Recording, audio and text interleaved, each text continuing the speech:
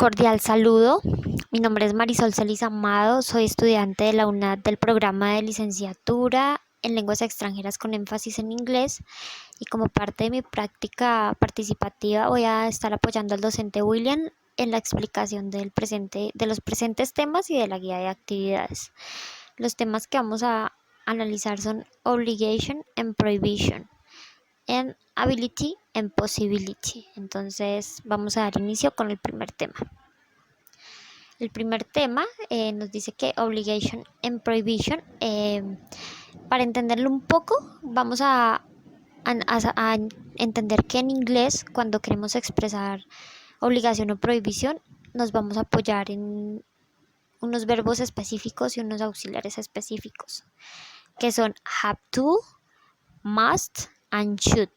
Entonces vamos a dar inicio con have to and must para entender cómo se usan. Cuando vayamos a usar have to o must, vamos a usarlo antes del verbo y el verbo principal debe ir en infinitivo. Entonces, el infinitivo hace referencia al verbo sin conjugar, sin tiempo, ¿sí? Entonces, como en su terminación ar o ir, que se conoce en español, ¿no? Entonces, vemos acá unos ejemplos, que está switch, que está en infinitivo, el verbo to be, el verbo see, to get, bien, entonces están en infinitivo como nos dice la regla. Vamos a ver los ejemplos para entender un poco la estructura, bien. Entonces el primer ejemplo dice, you have to switch off your phone during takeoff and landing. Entonces acá nos dice, debes apagar tu teléfono durante el despegue y el aterrizaje, ¿sí? Entonces,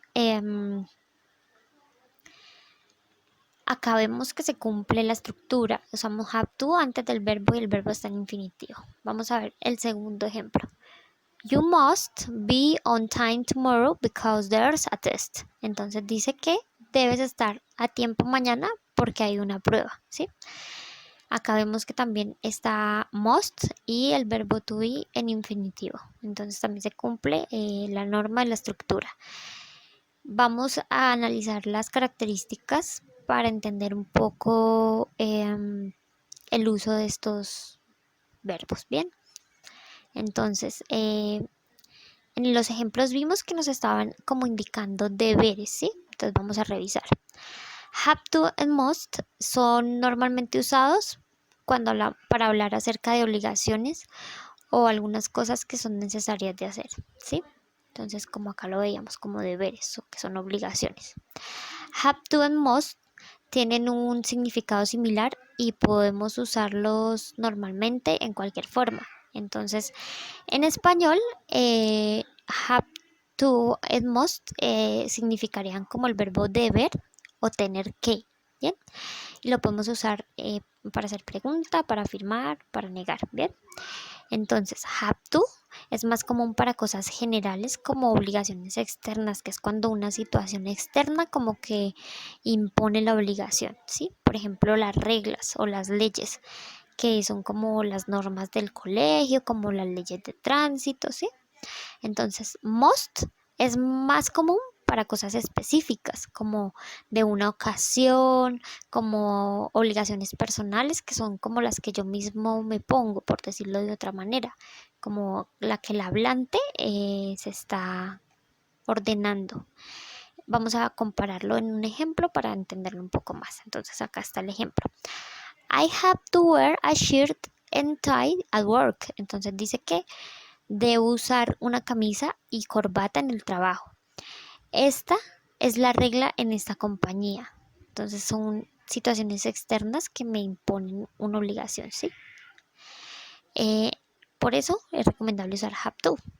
En este caso vamos a ver, dice I must buy a new shirt. This one is too old now. Entonces dice que debo comprar una nueva camisa. Esta está vieja ahora. Esta es mi propia decisión. Es lo que yo mismo me estoy como ordenando, imponiendo, ¿bien? Por eso es recomendable usar must, ¿bien? En los ejemplos de arriba, los primeros que vimos, vemos que esto también se cumple porque pues acá nos hablan de que debemos apagar el teléfono durante el despegue o el aterrizaje, y el aterrizaje, que es cuando, digamos, la norma o la regla que debemos seguir en un vuelo, ¿no? En un avión. Entonces es una situación externa que nos impone una obligación. Acá vemos que alguien, o le estamos diciendo a alguien que debe estar temprano mañana o a tiempo porque hay una prueba. Entonces mañana es una ocasión, por eso en este caso usamos must. Bien. Em, la segunda característica nos dice que también podemos usar have to o must para recomendaciones fuertes. Recomendaciones fuertes nos hace referencia como cuando damos o recibimos recomendaciones que tienen cierto grado de imposición implícito en la oración, ¿sí? Vamos a verlo en los ejemplos. I love the Louvre. You have to go when you're in Paris, ¿sí? Entonces acá nos dicen que amo el Louvre. Tienes que ir cuando estés en París, ¿sí? Entonces, o debes ir cuando estés en París. Entonces es una recomendación que le estoy dando a alguien. El Louvre es un museo muy famoso de París, ¿sí? Entonces, como que por regla general, cuando vayamos a París no podemos dejar de visitarlo. Entonces, esa situación externa nos da como esa recomendación fuerte, como esa obligación. Entonces, en ese caso usamos have to, ¿sí? Pero es una recomendación con algo de mandato. El segundo ejemplo nos dice, you must see this film. It's amazing. Entonces estamos diciendo, debes ver esta película, está increíble, ¿sí? Entonces le estamos dando a alguien una recomendación de que vea una película porque es muy buena, pero como estamos hablando de esta película, algo de una ocasión, de ve esta película que te estoy mostrando, entonces usamos must, pero también es una recomendación con cierto grado de mandato, ¿bien? Por eso se usan estos dos verbos. La tercera característica nos indica que have to es un verbo normal, es un verbo, y por eso existe en todos los tiempos y formas, es decir, nosotros podemos usarlo en futuro, pasado, presente, en forma negativa, interrogativa, también como gerundio o infinitivo, ¿sí? Entonces,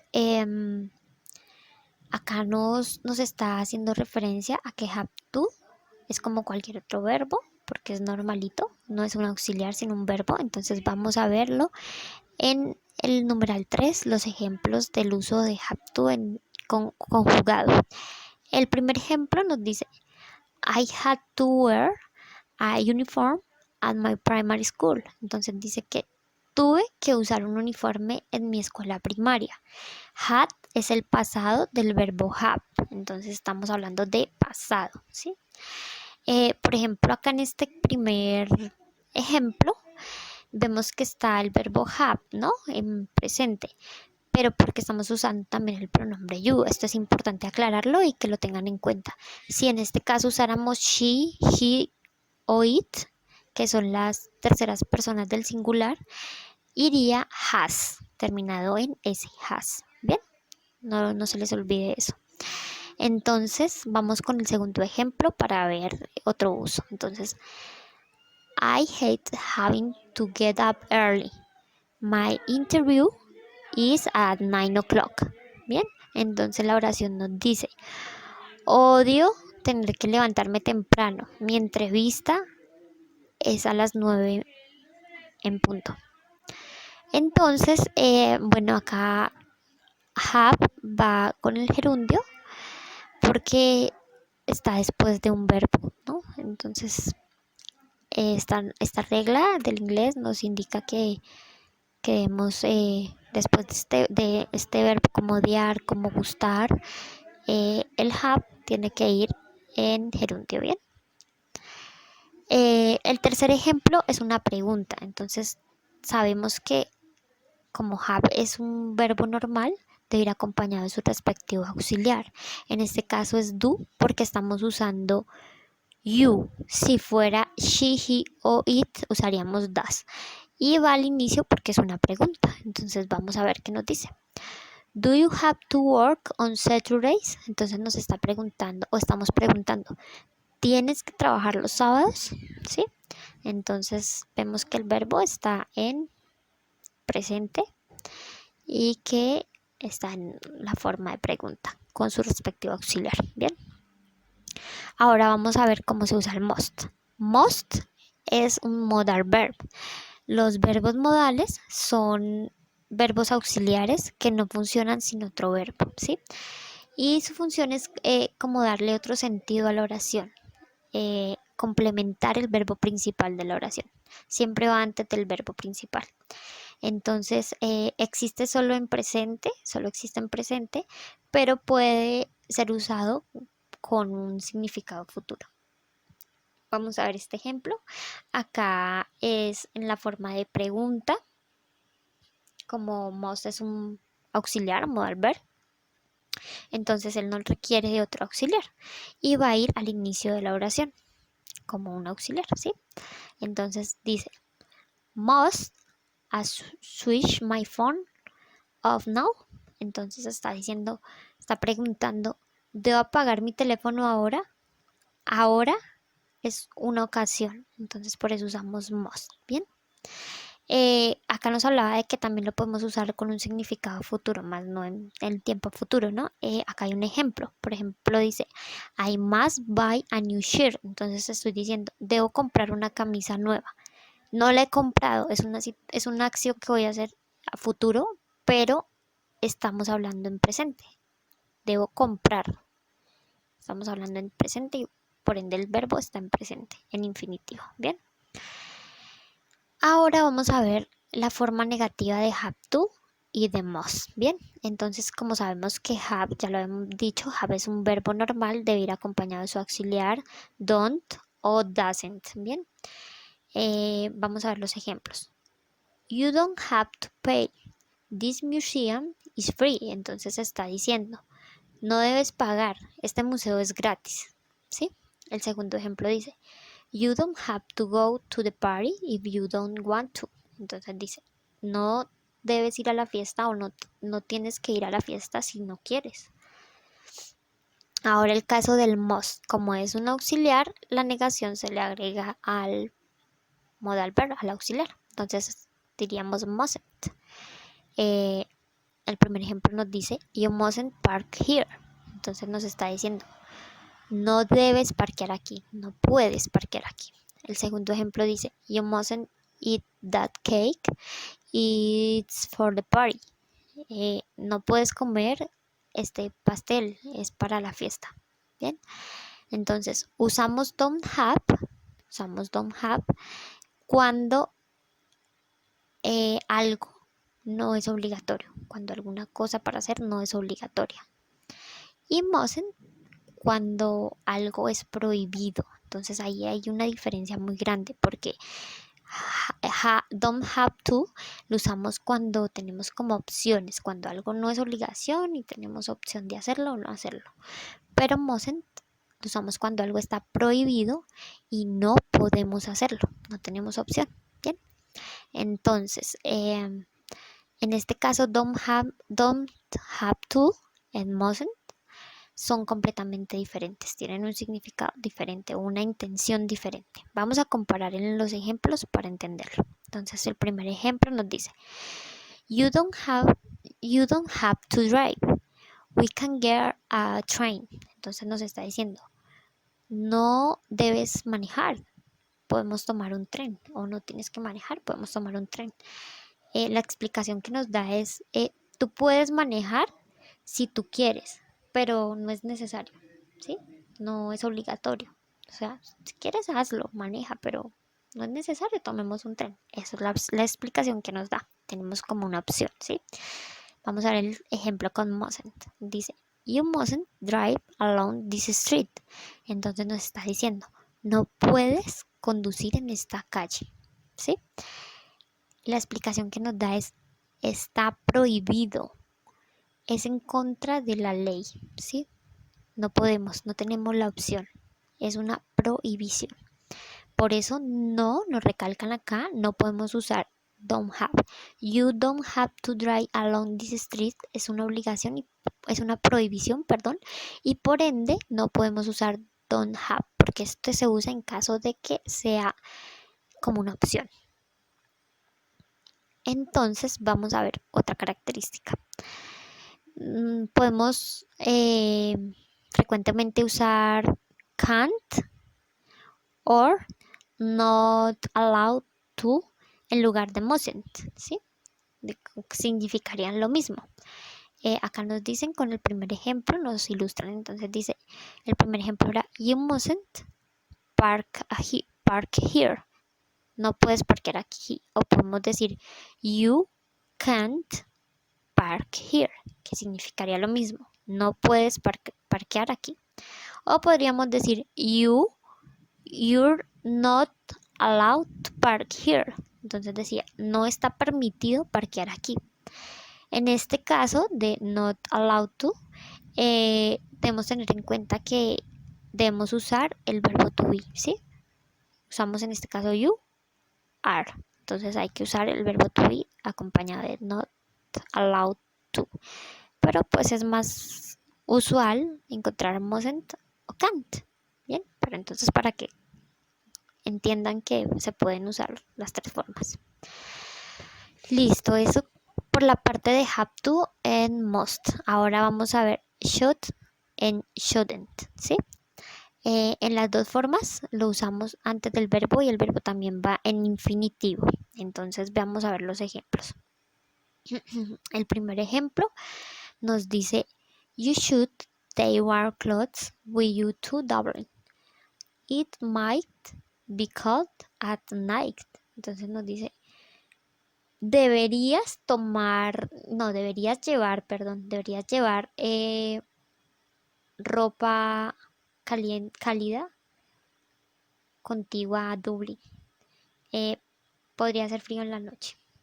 Puede que haga frío en la noche. Puede ser frío en la noche, perdón. El segundo ejemplo nos dice you shouldn't drink so much coffee. It isn't good for you. Entonces nos está diciendo no deberías tomar mucho café o tanto café. Esto no es bueno para ti, ¿sí? Y en el segundo ejemplo, la segunda parte nos dice I think the government should do something about unemployment, ¿sí? Entonces nos está diciendo pienso que el gobierno debería hacer algo acerca del desempleo. Vamos a ver las características de este modal verb. Bien, entonces primero nos dice que should se usa para dar como consejo o opinión. Lo usamos es para dar consejo u opinión. No es tan fuerte como must o have, ¿sí? Digamos que el nivel de imposición en la oración con should no es fuerte, es más bien delicado, no es fuerte como must o have, es para como aconsejar a alguien o dar nuestra opinión. Deberías hacer esto, no deberías hacer esto, no es una orden como tal, ¿bien? Entonces vemos que should es un modal verb. Ya sabemos que los modal verbs son auxiliares que dan otro sentido a la oración y que van acompañados del verbo principal porque son su complemento. Entonces, él solo está en la forma de should o shouldn't, ¿sí? Puede usarse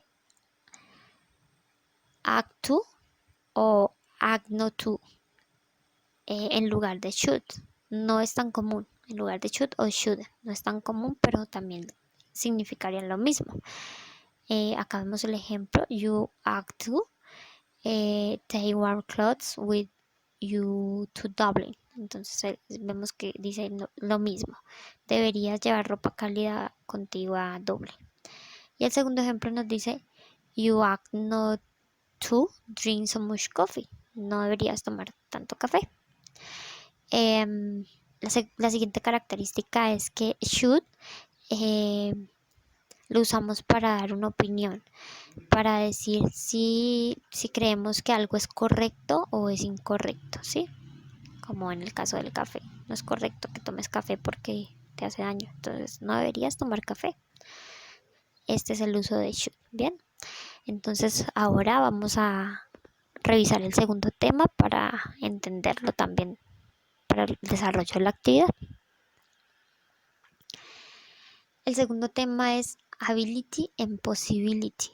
Entonces acá vamos a hablar de habilidades y posibilidades, que para ello vamos a usar can, could and be able to. ¿Sí? Vamos a empezar con can y could. Entonces en la ilustración vemos a una niña tocando violín, que es una habilidad. Y vemos la oración que dice our daughter could play the violin when she was 3. Entonces dice nuestra hija podía tocar el violín cuando tenía 3, cuando ya tenía 3, ¿sí? Entonces, como es pasado, cuando ya tenía 3 usamos could. Bien, vamos a ver los ejemplos. I can speak 3 languages fluently. Que dice, puedo hablar 3 idiomas con fluidez.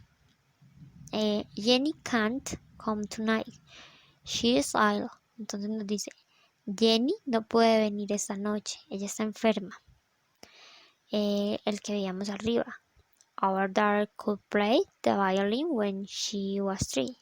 Nuestra hija podía tocar violín cuando tenía 3.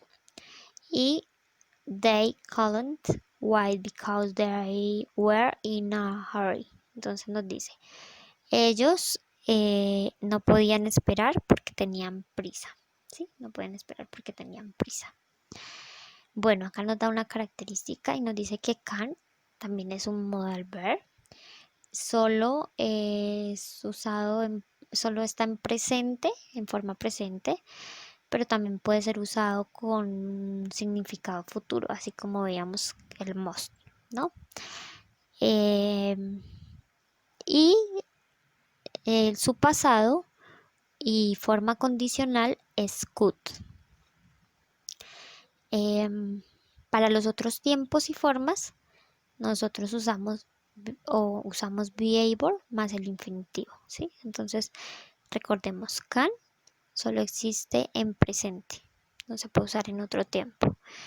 Y tampoco se puede usar ing y ese tipo de formas. Y could es el pasado, se usa solo en pasado, ¿sí? Entonces vamos a ver el uso de be able. Be able se usa antes del verbo y el verbo va en infinitivo. Acá vemos los ejemplos y vamos a ver sus características que luego vamos a entender con los ejemplos. Usamos be able más el infinitivo para habilidades y posibilidades, especialmente cuando no hay forma de usar can. Por ejemplo, presente perfecto, infinitivo, gerundio, futuro, lo que habíamos hablado. Entonces acá vemos los ejemplos. El primer ejemplo nos dice, Luke has been able to swim since he was 3. Luke ha podido nadar desde que tenía 3. Entonces estamos hablando de presente perfecto porque usamos el verbo have en presente y el verbo be en participo. En este caso, como Luke es una tercera persona del singular, entonces el verbo have iría en has. Si usamos you, iría have, ¿no? Recordemos eso siempre. Vamos a ver otro ejemplo. Entonces acá nos dice I'd like to be able to ski. Entonces acá decimos me gustaría poder esquiar. Este apóstrofe con la D significa good, ¿sí? Que es como agregarle ia al final del verbo, ¿sí?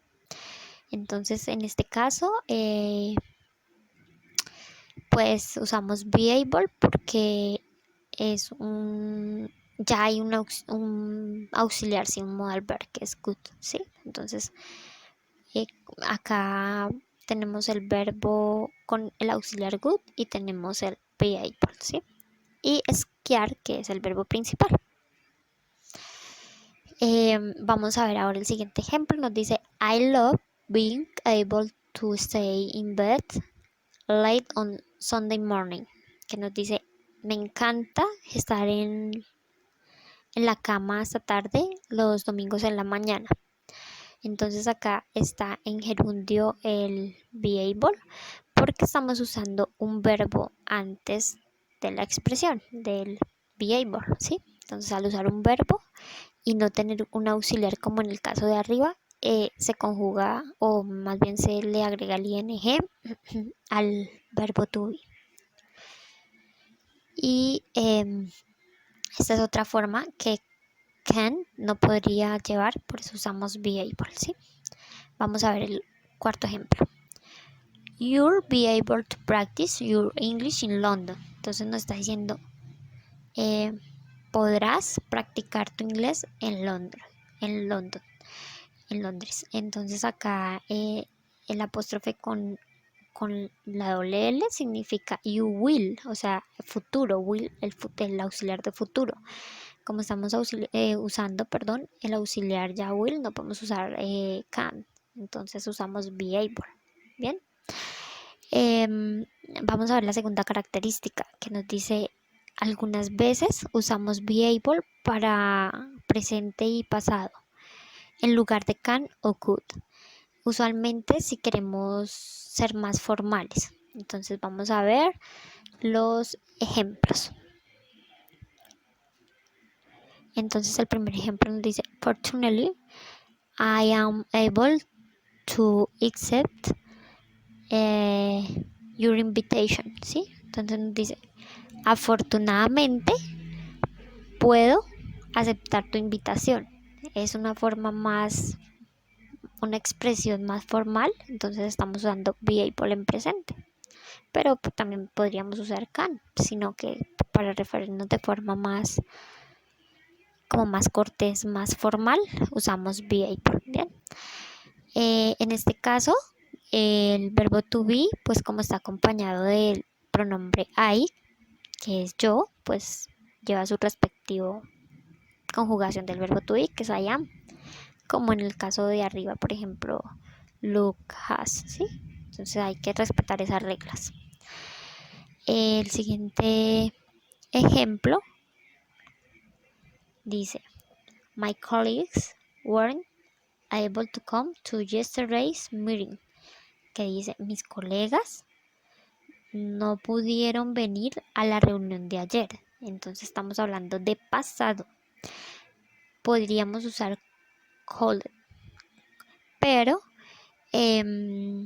como es una expresión formal, estamos utilizando be able. Como es pasado, el pasado del verbo to be para mis colegas, que serían ellos, es were. Y con la negación, weren't. Bien. Entonces esto es pues lo más fundamental en habilidades y posibilidades del inglés y el uso del can, could en be able to. Bien.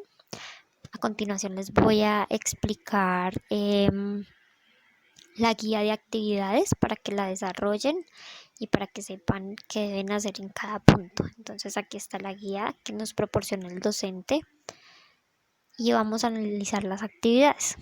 El primer punto de la actividad nos dice que debemos completar la oración con la forma correcta de can, could o be able to.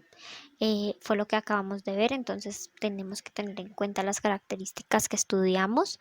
Acá hay un ejemplo que nos dice, we were so hungry, we couldn't wait for dinner, so we ordered pizza. Entonces nos está diciendo que nosotros, o más bien teníamos, estábamos muy hambrientos y no pudimos esperar por la cena.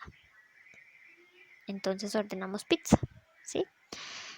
Como estamos hablando en were, que es pasado, el pasado del verbo to be para we, entonces debemos agregar el could. Y en el contexto de la oración, pues va negando porque estamos diciendo que no pudimos esperar. Entonces hay que tener en cuenta eso, hay que tener en cuenta los tiempos, hay que tener en cuenta la estructura y el contexto de la oración para saber si va en negativo, si va en afirmativo, ¿sí? Hay que analizar en cada uno de los puntos todas estas características para saber en qué caso poner can, could o be able to. Entonces ya saben que can se usa en presente, could en pasado y be able en los casos donde no puede ir can, que es en ningún otro tiempo ni en ninguna, por ejemplo, gerundio o infinitivo. Bien. El segundo punto nos dice que debemos completar las oraciones con have to, don't have to, must, mustn't, should or shouldn't. El ejemplo nos dice will have to leave early tomorrow morning, que nos está queriendo decir que tendremos que irnos mañana por la mañana, ¿sí? Entonces sabemos que will es futuro, entonces en este caso debemos usar have to porque must se usa solo en presente. Entonces sabemos que es un deber porque no le estamos diciendo a alguien un consejo, no podemos usar should, sino es un deber, tenemos que irnos. Entonces debemos usar have to. En cada uno de los puntos debemos analizar también todo esto, el contexto de la oración, debemos analizar el tiempo en el que se está expresando, debemos analizar si debemos poner negativo o interrogativo, si se puede usar have to, si estamos hablando de algo específico, algo general o si estamos hablando de un consejo. Todas estas cosas que vimos anteriormente, entonces debemos tenerlas en cuenta a la hora de seleccionar la palabra correcta. El siguiente punto nos dice que completemos la palabra en la oración. Entonces hay un ejemplo que dice I didn't hang up, I dropped my mobile and it broke. Entonces nos dice que no colgué, dejé caer mi móvil y se rompió. ¿Sí? Entonces acá vemos que hay una sola letrica que es la P subrayada. Entonces, según la oración, según lo que nos esté diciendo la oración, debemos como poner en contexto la palabra más adecuada para sus significados, ¿no? Aquí en cada uno de los ejemplos vemos que la palabra inicia con una letra o más letras y debemos analizar cuál sería la palabra más correcta o más adecuada para expresar la oración de forma correcta. El siguiente punto nos dice que debemos elegir los pares de adjetivos para completar las oraciones, ¿sí? Entonces hay que tener en cuenta que, bueno, nos dan parejas de adjetivos con terminaciones en ed y en ing. Hay un ejemplo que nos dice The match was really boring. There weren't any goals, ¿sí? Entonces nos está diciendo que el partido estuvo realmente aburrido, no hubo goles, ¿sí? Entonces, para este punto vamos a tener en cuenta que los adjetivos terminados en ed se usan como para expresar sentimientos y los adjetivos terminados en ing se usan como para dar una característica de alguna cosa, generalmente pues de personas también, pero generalmente de cosas, ¿sí? Entonces leemos nuevamente la oración, vemos lo que nos quiere decir, su contexto y de acuerdo a ello elegimos el adjetivo más acorde para completar la oración. Ahora el sexto punto nos da una lectura de un artículo, entonces hay que leerla completamente, entender su significado, comprender qué nos quiere decir, de qué nos está hablando y con ello seleccionar o chulear la opción A, B o C, ¿sí? El texto hay que comprenderlo primero para desarrollar la actividad. Entonces acá hay un ejemplo que nos dice Many people text or email. Espacio. They talk on the phone. Nos dice que según el texto la opción correcta es more than. Entonces si usamos more than, pues el significado de esta oración sería muchas personas escriben textos o mail más que hablar por el teléfono. Entonces hacemos todo con cada una de las oraciones, todo igual, seleccionamos la opción más acorde según lo que analizamos del texto. A continuación vemos que el siguiente ejercicio debemos escuchar la conversación acerca de tocar un instrumento musical y debemos decir quién dice cada una de estas expresiones, oraciones. Debemos escribir I si creemos que Ian es el que las dice, o K si creemos que Kate es la que dice las oraciones, o N si creemos que ninguno dice estas oraciones. Aquí está el link para el audio. Luego de escucharlo y analizarlo, entonces seleccionamos la letra correspondiente según la oración que creamos que cada uno está diciendo. Y finalmente hay otro link para escuchar que nos dice que escuché las 5 conversaciones y chuleé la opción A, B o C. Entonces, después de oír el audio del link, vamos a seleccionar la opción correcta teniendo en cuenta la oración de cada una de las conversaciones. ¿Sí?